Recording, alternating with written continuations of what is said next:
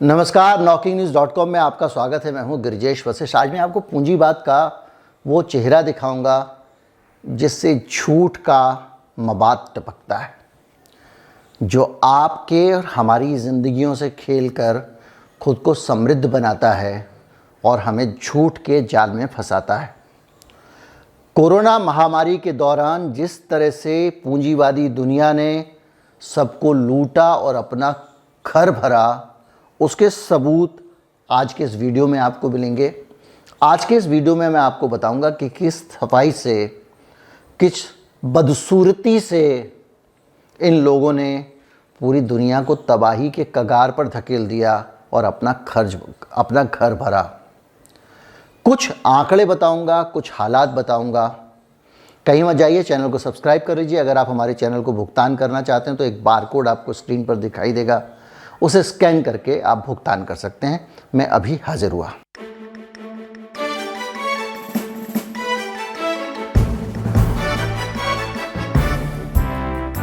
जो पूंजीवाद के समर्थक हैं वो दुनिया में एक ट्रिकल डाउन थ्योरी है, उसको बहुत मानते हैं। इस थ्योरी पे कभी अलग से पूरा वीडियो बना दूंगा, लेकिन इतना समझ लीजिए, इस थ्योरी का मतलब ये होता है कि जो अमीर लोग हैं, सबसे अमीर लोग हैं, समाज के संसाधन उनको दे दिए जाएं, सरकार टैक्स वसूल करे, उनको दे दे, ज़मीनें उनको दे दे, खनिज उनको दे दे, वन उनको दे दे, सारी संपदा उनको दे दे। और जब वो अपने अमीर होने के लिए अपना घर भरेंगे तो इस प्रक्रिया में समाज में खुशहाली फैलती जाएगी। उन लोगों का कहना है कि वो इंडस्ट्री लगाएंगे, जब वो अमीर होंगे तो ट्रिकल डाउन का मतलब ऊपर से चूते हुए नीचे आना। जैसे कि आपने देखा होगा, एक बहुत फेमस तस्वीर है कि बहुत सारे नीचे ग्लास रखे होते हैं, उनके ऊपर कुछ कम गिलास रखे होते हैं, उनके ऊपर कुछ कम ग्लास रखे रहते हैं। सबसे ऊपर वाले ग्लास में शैम्पेन डाली जाती है और उस ग्लास से ओवरफ्लो होकर शैम्पेन नीचे के सारे ग्लासों को भर देती है। ऐसे वीडियो आपने देखे होंगे। और ट्रिकल डाउन थ्योरी यही कहती है कि ऊपर वाले ग्लास में डालते जाओ, नीचे सब आता जाएगा। लेकिन इस उदाहरण से ये पता लगता है कि ऊपर वाला गिलास बड़ा होता जा रहा है और नीचे वाले गिलास प्यासे के प्यासे हैं। और ये कोरोना महामारी के दौरान साबित हुआ कि ये महामारी सिर्फ और सिर्फ अमीरों का घर भर रही थी। और अगर मैं इस महामारी की बात करूं तो आपके दिमाग में बिग फार्मा आता है। आपको लगता होगा कि बिग फार्मा कंपनियों ने ही सबसे ज़्यादा कमाई की है, लेकिन ऐसा नहीं है। जो दूसरे लोग थे उन्होंने भी खूब कमाई की है। 2021 दिसंबर तक का अभी डाटा नहीं आया है, 2020 तक का डाटा है। वो मैं आपको बताऊंगा कि किस तरह से दुनिया में अमीरों ने सारी दौलत अपने घर में रख ली। और यूएन का डाटा आपको बताऊंगा कि किस तरह से 200 मिलियन यानी 20 करोड़ लोग एक झटके में बेरोजगार हो गए, भूखमरी के कगार पे पहुंच गए। भारत की तरह दूसरे समाजों में बेरोजगार का मतलब ये नहीं होता है कि आप घर में रह रहे हैं और आप नौकरी ढूंढ रहे हैं।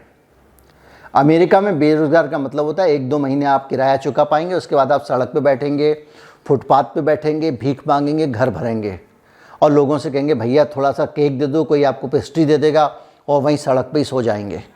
वहाँ बेरोज़गारी के लिए आप अप्लाई करेंगे, आपको बेरोज़गारी भत्ता मिल जाएगा। मैंने एक वीडियो बनाया था कि कितने लोगों ने बेरोज़गारी के लिए अप्लाई किया। आज चूँकि बेरोज़गारी विषय नहीं है, आज विषय है कि किस तरह से इन लोगों ने घर भरा। अमेरिका पे बाद में जाएंगे, पहले मैं आपको भारत का हाल बताता हूँ। भारत में हालत ये है कि वर्ल्ड इकोनॉमिक फोरम जब आयोजित किया गया था हाल में, तो ऑक्सफैम आप जानते होंगे, दुनिया की जानी मानी एक NGO है, ब्रिटिश NGO है, जो लगातार सामाजिक अध्ययन करती रहती है और रिपोर्ट देती रहती है। तो ऑक्सफैम इंडिया ने जो रिपोर्ट दी थी उसके मुताबिक कोरोना काल में, जब कोरोना चल रहा था, भारतीय अरबपतियों की कुल संपत्ति डबल हो गई, डबल। भैया जब काम धंधा नहीं चल रहा था, दुकान नहीं चल रही थी, सब बंद था, सड़क सुनसान थी, प्रोडक्शन भी नहीं हो रहा था, लोग बेरोजगार हो रहे थे, नौकरियों से निकाले जा रहे थे, काम ना होने के कारण लोगों को अपने अपने घर गांव जा रहे थे, कोई उत्पादन की कोई व्यवस्था ही नहीं थी, कुछ प्रोडक्शन ही नहीं हो रहा था, जीडीपी गिर रही थी। इनकी दौलत दुगनी हो रही थी। ये चमत्कार आप समझिए क्या था। मार्च 2020 से नवंबर 2021 के बीच में अरबपतियों की संपत्ति 23 लाख करोड़ से बढ़कर 56 लाख करोड़ हो गई। मतलब दुगनी से ज़्यादा, दुगनी तो 46 लाख करोड़ ही होती, करोड़ रुपए हो गई। भारत के जो टॉप 10 अमीर हैं उन्होंने इतना पैसा कमा लिया इन 2 सालों में कि वो देश के सभी स्कूलों को अगले 25 साल तक चला सकते हैं उस पैसे से। इतना पैसा इन्होंने 2 साल में इस महामारी का लाभ उठाकर कूट लिया। कभी कभी लगता है कि ये महामारी जैसे पूरी दुनिया में धन के ध्रुवीकरण के लिए आई थी, गरीबों को और गरीब और कंगाल बनाने के लिए आई थी, अमीरों को और अमीर बनाने के लिए आई थी। कुछ लोग कहते हैं कि महामारी गढ़ी गई। मैं ये नहीं मानता हूँ, मुझे नहीं लगता है कि इस बात को बगैर तर्क के साबित किया जा सकता। लेकिन हाँ, परिस्थितियाँ कहती हैं कि इन लोगों को लाभ बहुत हुआ। अरबपतियों की संख्या 142 हो गई है। यानी जो अरबपति पहले 102 थे, 40 नए अरबपति बन गए भारत में। इतना ज़्यादा पैसा अमीरों के पास समाज का चला गया, गरीब का पैसा ख़त्म हो गया, अमीर के पास पैसा चला गया।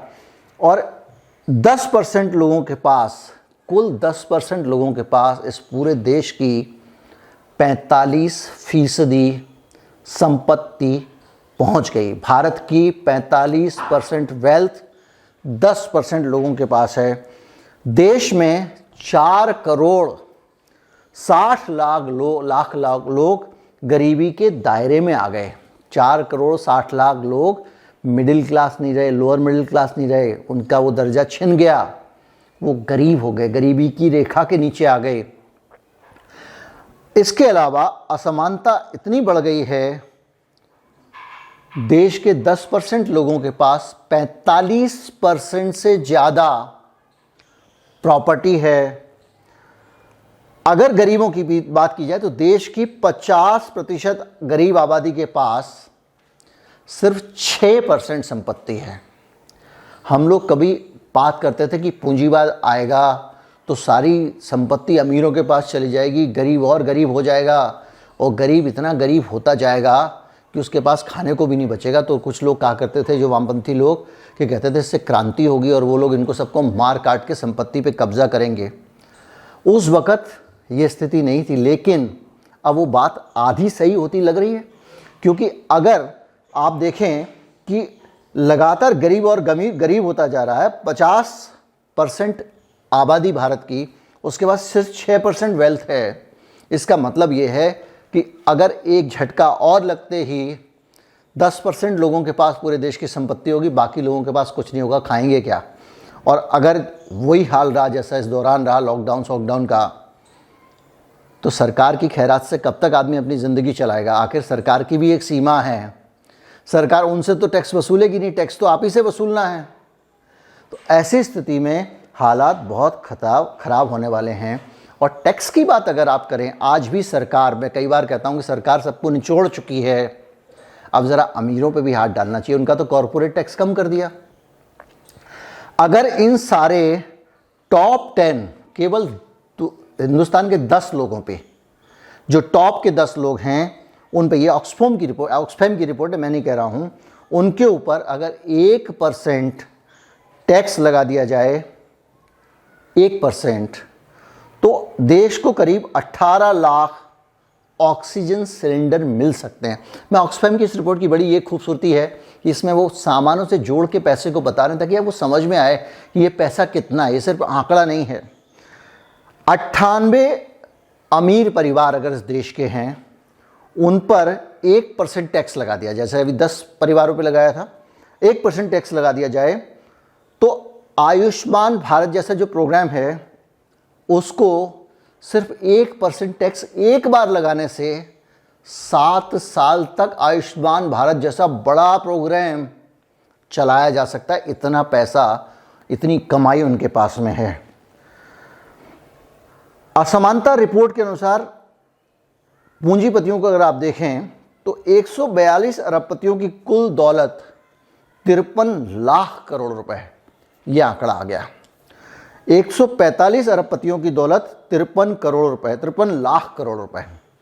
और देश के जो 98 अमीर लोग हैं, केवल 98 लोग, 100 भी पूरे नहीं, उनकी दौलत 55 करोड़ के करीब जो भारतीय हैं नीचे के, उनके बराबर है। केवल 98 लोगों के पास ये दौलत, और ये करीब 49 लाख करोड़ रुपए होते हैं। यानी 49 लाख करोड़ रुपए एक तरफ 8 आदमियों के पास हैं और एक तरफ दूसरी तरफ 50 करोड़ आदमियों के पास मिला के इतने पैसे हो सकते हैं। इन 98 अमीरों की जो दौलत है वो भारत सरकार के टोटल बजट का 41%। अगर भारत सरकार का 1 रुपये का बजट है तो 41 रुपये इनकी वेल्थ है। भारत के टॉप 10 अमीर रोज़ाना $1 मिलियन यानी 7 करोड़ 40 लाख रुपए खर्च करें। रोज़ 7 करोड़ 40 लाख रुपए, सिर्फ 7 करोड़ 40 लाख रुपए अगर ये 10 आदमी खर्च करें रोज़ाना, तो उनकी दौलत को खर्च होने में 84 साल लग जाएंगे। यानी इतनी दौलत है कि अगर इतना पैसा भी खर्च करें तो उनकी दौलत खत्म होने में 84 साल लग जाएंगे। अगर देश के अमीरों पर वेल्थ टैक्स लगा दिया जाए तो इससे 5 करोड़ 80 लाख रुपए कलेक्ट किया जा सकता है। इस पैसे को सरकार अपने हेल्थ बजट पे अगर लगाए तो वो 271% बढ़ोतरी हो जाएगी हेल्थ बजट पे। ये है हिंदुस्तान में ध्रुवीकरण का हाल। 2 साल की कोरोना महामारी ने समाज की सारी दौलत बगैर किसी प्रोडक्शन के, बगैर किसी फैक्ट्री के चलाए। सरकार बाज़ार में माल की डिमांड भी कम थी और उसके बावजूद ये दौलत लगातार बढ़ रही थी और बढ़ती चली गई। इससे आप अंदाज़ा लगाइए। अब ट्रिकल डाउन थ्योरी पे अगर आप आएँ तो भैया अमीर के पास दौलत बढ़ी तो नीचे कहाँ आई, किसके पास गई, किसको मिली? नीचे वाला तो बेरोजगार हो गया, नीचे वाला तो भूखा मर गया, गरीबी की रेखा के नीचे चला गया। तो आप अंदाज़ा लगाइए कि हमको किस तरह पूंजीवाद भरमाता है। और ये जो पूंजीवाद की पिट्ठू सरकारें हैं, चाहे वो भारत की सरकार हो, कनाडा की सरकार हो या कहीं की भी सरकार हो, ब्रिटेन की हो, ये सरकारें किस तरह से हम लोगों को लूटने में उद्योगपतियों का सहयोग करती हैं। ये सारी की सारी स्थिति है जो आपको ये बता रही है कि सिर्फ कोरोना से किस तरह से गरीबी इस हद तक पहुंच गई है। और दूसरी तरफ अगर मैं अमीरी का हाल बताऊं तो 2020 तक का आंकड़ा अमेरिका का हमारे पास मौजूद है और उस आंकड़े में जो 5 सबसे अमीर आदमी हैं उनमें किस तरह से उन्होंने माल कमाया 2020 के दिसंबर आने तक। अभी 21 की कमाई नहीं जोड़ी गई है इसमें। उसमें बिल गेट 58 अरब डॉलर थे, 98 अरब डॉलर थे उनके पास में, जो बढ़ के 119.4 अरब डॉलर हो गए, 119.4 अरब डॉलर हो गए। और ये है 21.8%, 21.8% की ग्रोथ। वॉरेन बफे 67.5 अरब डॉलर थे उनके पास साल शुरू होने में, 67.5 अरब डॉलर जो बढ़कर 88.3 अरब डॉलर हो गए, यानी 88.3 अरब डॉलर हो गए। यानी 30.8% की ग्रोथ हो गई, उनकी संपत्ति बढ़ गई कोरोना में, एक साल में ही। 21 की कमाई नहीं है, 20 तक ही। आपके जो जेफ बेजोस हैं अमेज़ॉन वाले, वो 113 अरब डॉलर उनकी संपत्ति थी, 113 अरब डॉलर, जो बढ़कर 182.4 184.4 अरब डॉलर हो गई। इनकी संपत्ति 61.40% बढ़ गई। मार्क जगरबर्ग, फेसबुक के मालिक, कहीं उत्पादन नहीं हो रहा था, सब बंद पड़ा हुआ था। इनके वीडियो देख तो रहे थे, लेकिन विज्ञापनदाता विज्ञापन तभी तो देगा जब उसका माल बिकेगा। अगर विज्ञापन से कमाई होती है तो उस विज्ञापन से कमाई हो तो उस वक्त यूट्यूब सबके रेट बहुत गिर गए थे विज्ञापन के। जो क्रिएटर्स थे उनको बहुत कम पैसे विज्ञापन से मिलने लगे थे।